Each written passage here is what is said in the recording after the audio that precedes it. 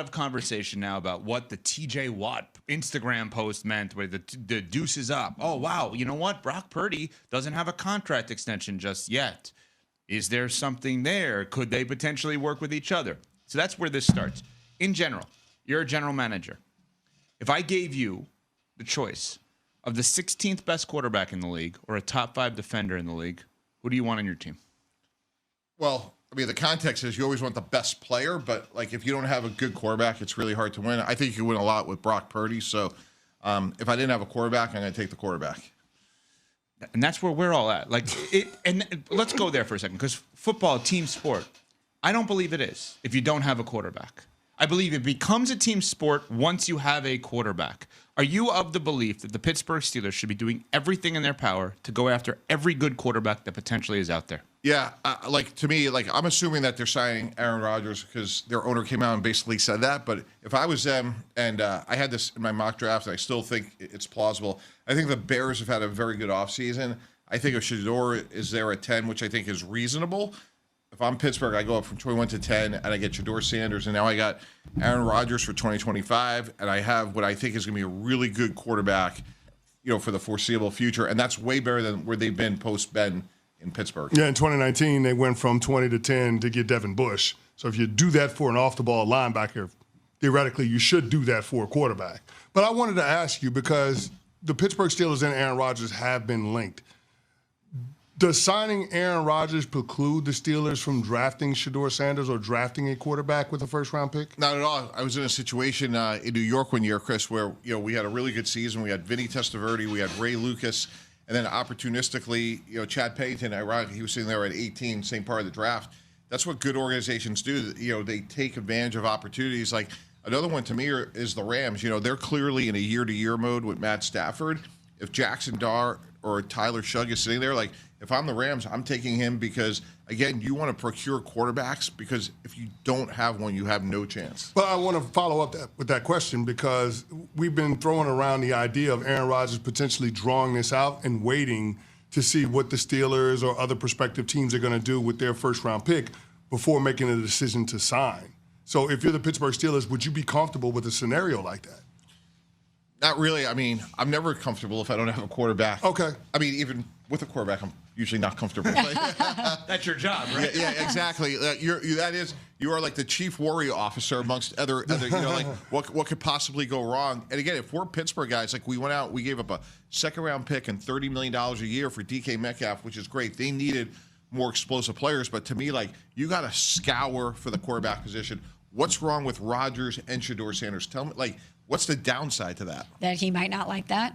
Who, Rodgers? Yeah, and it might preclude him from ultimately signing with you if he goes down the Kirk Cousins path from last year. Yeah, but at some point, like, what's that expression? Fear does the work of reason. Like, where's Aaron Rodgers playing quarterback in 2025? If I'm Mike Tomlin, say, hey, you could come in and be our starter.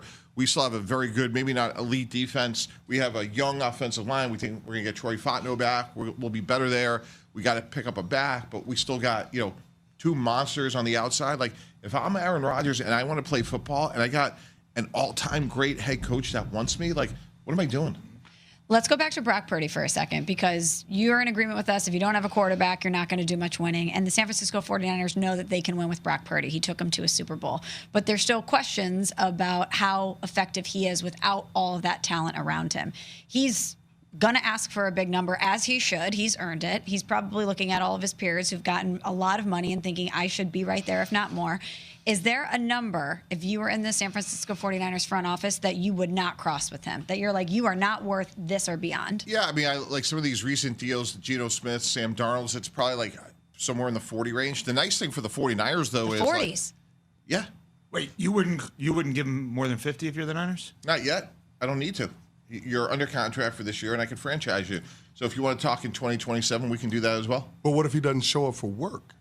Well, I mean, at some point, that is a concern. He could be a hold-in, which I think it's harder for. It's harder for a quarterback to hold in, so he would have to not show up for work. Yeah, which is really hard to do under the CBA. Like, again, we saw Jalen Ramsey. But not under a rookie contract, though. Because the team can forgive the fines when it comes to a rookie deal. Yeah, that's right. The quarterback does change the whole conversation. So like we saw Jalen Ramsey run that play, really like the textbook hold in with Jacksonville. Yeah, with his back. back hurts. Gets straight to the Rams and majestically he's out. And again, going back to when you run a team, being the chief worry officer, you worry about a player who feels aggrieved, not showing up and then not playing. But look, I don't know Purdy personally, but watching him going back to Iowa State, I don't think he's the type of guy that's not going to show up. Now, with that said, if you're San Francisco and they do all the right things in terms of players, like I think they're going to reward that good faith. But I think there is a little bit of a gap now because Sam Darnold and Geno Smith have like real pelts on the wall. They have been good NFL quarterbacks. Mm-hmm. If I'm the 49ers, I look at those two deals and say, do I have to go above that? Matt Stafford, do I have to go above that? So, that's a great point. Do you have to go above Matt Stafford? Right. He's going to ask for it, right? Sure. He should. I mean, it's America. You can ask for anything you want. Yeah. But Mike, and we're talking about Mike Tannenbaum. So let's play this out for a second here. Okay. So I don't agree. I would give more if I'm the Niners. You were a GM. I'm a radio host. Purdy's not a better quarterback than Matt Stafford, though. No, but he also is. I think he's better than Geno, and I think he's better than Sam Darnold, and I think he deserves to be in the 50s. So that is my guesstimation is if you're saying I wouldn't even go past 50, and he's going to want, let's call it, CeCe's been throwing out 58. That is an enormous gap. Yeah. Okay? So with that said, why are we not connecting dots and making something easy happen? Why is he not going to Pittsburgh for the 21st pick in TJ Watt? And why are the Niners not then signing Rodgers and drafting Shedeur? And why is Pittsburgh not buying their way out of quarterback purgatory every year? Because if I'm the 49ers, I'm saying I have a good young quarterback. Again, we could debate is he top 15, top 12, top 10, but we can win with him, as Michelle said. Mm-hmm. And to me, I want to get something done. And oh, by the way, you're under contract this year. We could franchise you. So we still have 2 more years and 3 drafts to try to replace you. But he can make the money he's scheduled to make for the Niners this year. He can actually make elsewhere. I don't even mean playing football. He could take a GM job at Iowa State. He could get endorsement. He's making $5 million. Brock Purdy can make $5 million not playing football this year. Yeah, he's going to play football. There's no way. The way he's constituted. But I think if I'm the 49ers, to answer your question, the reason I'm not. I'm going to work really hard to get Brock Purdy signed.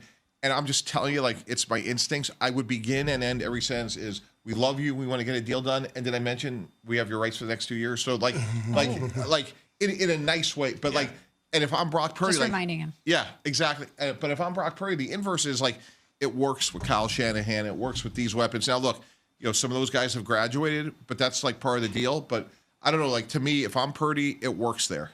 Mr. T, Brock Purdy is the most debated veteran contract that will be discussed this offseason. Shedeur Sanders is the most debated prospect in this year's NFL draft. We had Kevin Clark on the show yesterday, who was down at the owners' meetings a week ago, and he said that a lot of talent evaluators took umbrage with Shedeur Sanders, saying that he doesn't watch tape of other quarterbacks and that he just focuses on what he does.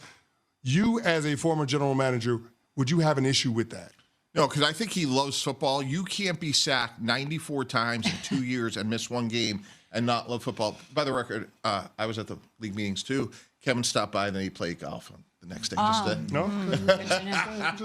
Mike Tannenbaum at the Breakers. Needed everybody to know that. No. Kevin and I did a show all season long. I like to, his handicap's better than mine. Obviously, one person has more time to play golf, but, story for another day. Anyway, so, look, I think it's all about, look, Chris, you spent your life